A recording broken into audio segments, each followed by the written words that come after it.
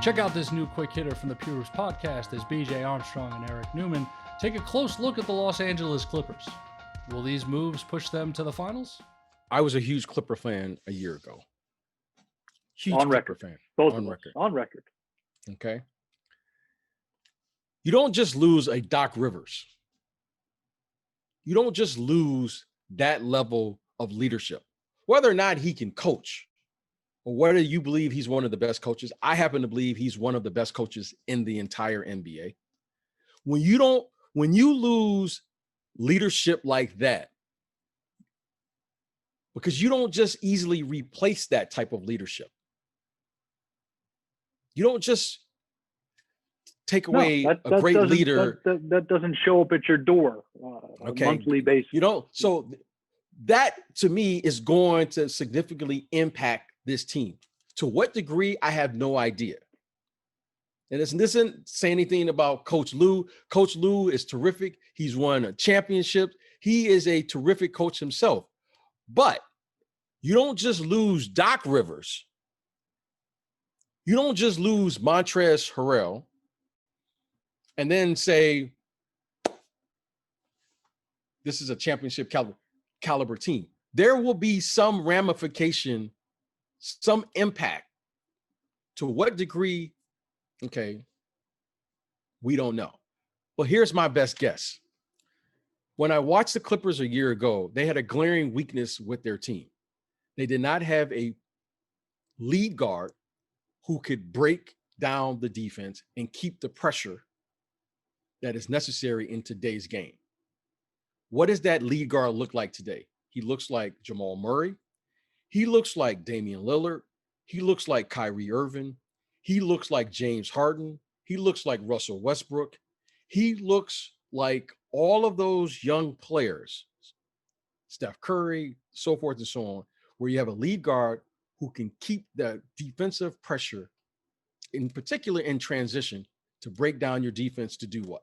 Either get to the basket himself, draw and kick, or get fouled, because that's the game today. Now, when I look at their team, their best ball handlers, in particular in the starting lineup, is Kawhi Leonard and Paul George. Patrick Beverley, that's not what Patrick Beverley does. Patrick Beverley is a terrific defensive player and all the things that he brings. But you need that guard who can come in and play the game that way if you're going to win in today's game. But do you think they're going to try to do that via Kawhi and Paul George? I don't think it's possible. We're gonna do it through the wing instead of the point. I don't think that's possible. Why?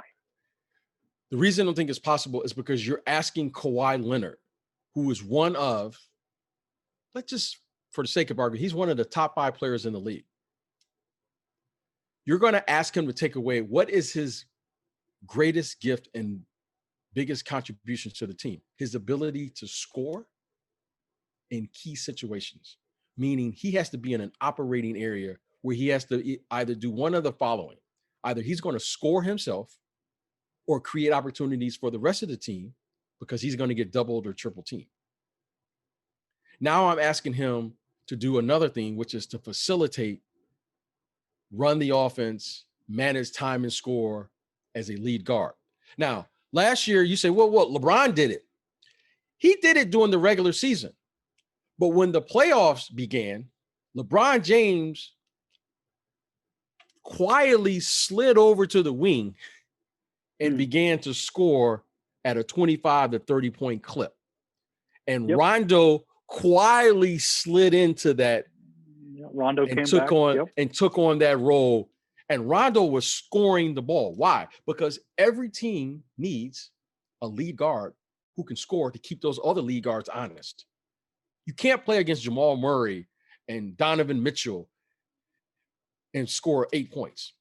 You got to score 20 points just to offset these guys. These guys are scoring 35, 40 points, and you have to be able to play the game and dominate the game in that little area, that space where your point guard comes off, plays screen roll. And then if you have wing players like a LeBron James or a Kawhi Leonard, you got to allow those wing players to be able to do what they do, which is every time they catch the ball, 90% of the time, they should be in a position to do one or two things: score by driving the ball, shoot the three, or play screen roll.